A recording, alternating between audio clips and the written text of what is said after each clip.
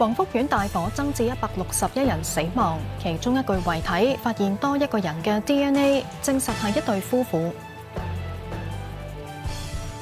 寧漢豪話檢視緊建築物條例，涵蓋物料阻燃限制，修訂草案出年上半年提交立法會。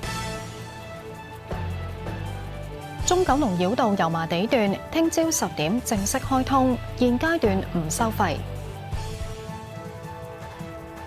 台北車站4死傷人案，警方喺疑兇嘅住處檢獲汽油彈材料同犯案計劃嘅檔案，推斷佢策劃超過半年。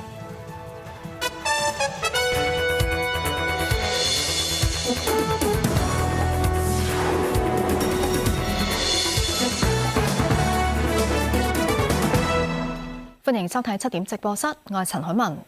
大埔宏福苑5級火，警務處處長周一鳴話，經科學鑑定之後，喺其中一具遺體入面發現多一個人嘅 DNA， 死亡人數增至161人。